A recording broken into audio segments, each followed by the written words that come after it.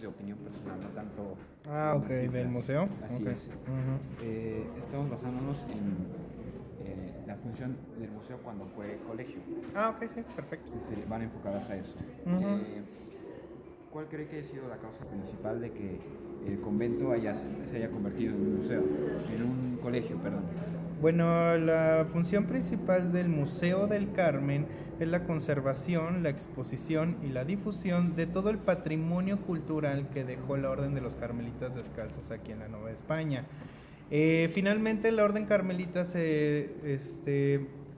pues sí, se caracterizaba mucho por ser muy humanista. ¿Qué quiere decir esto? No solo estudiaban teología, o sea, no solo estudiaban a Dios, sino estudiaban arte, literatura y filosofía.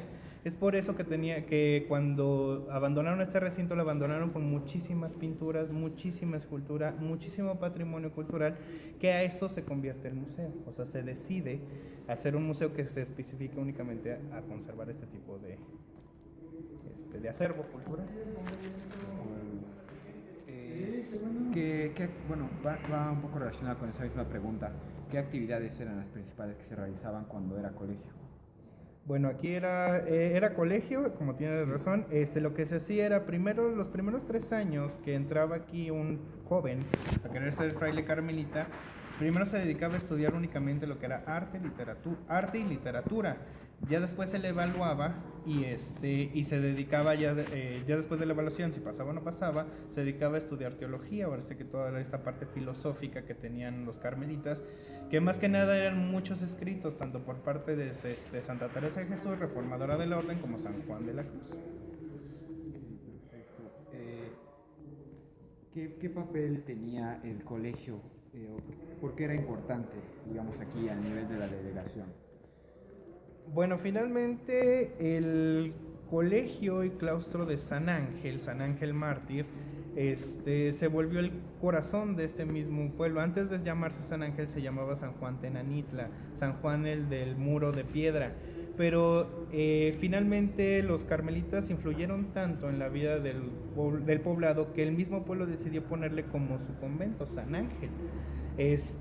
San Ángel finalmente hay que recordar que era un mártir por parte de la orden al que se le decidió poner en su honor hacer este colegio. La gente les tenía muchísimo aprecio, número uno, porque eran de los primeros en darle trabajo a los indígenas. No se les pagaba obviamente monetariamente, pero sí se les pagaba en especie. Ellos lo que más se expandían o hacían era trabajar el huerto. Todo lo que era la colonia chismalista correspondía al huerto de los carmelitas descalzos. Ellos, como pan caliente, vendían la fruta en conserva fuera de la iglesia y con eso se mantenían muchísimo. Este huerto fue creciendo, obviamente, y necesitaba gente para trabajar.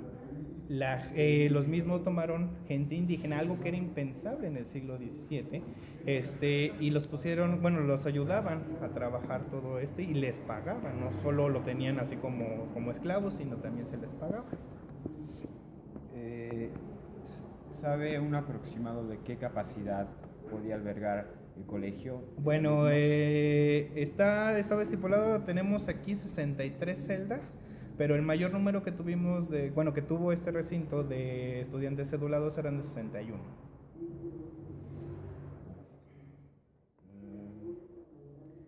¿Ha sufrido modificaciones este museo? Uy, muchísimas. Finalmente, hay que recordar que a mediados del siglo XIX, con el gobierno de Benito Juárez, se hizo la ley de reforma. Dentro de esta ley de reforma sufrieron mucho lo que llaman la exclaustración, que quiere decir quitarle terreno a los clérigos y dárselos al pueblo. Este recinto sufrió una división, digamos, muy muy grande de lo que era el convento, lo que era esta parte que se conoce como la Casa Novohispana y también la parte que tenemos inclusive al lado, que es una casa de cultura ahorita, pero sigue siendo privada, era parte del convento de los Carmelitas Descalzos. Esto se fraccionó, finalmente como en los años 1940-50 se recuperó la parte esta que era la Casa Novohispana. Se volvió a unir al museo, pero la parte que tiene todavía digamos el centro cultural, pues sigue siendo privado, todavía no lo conserva el INA.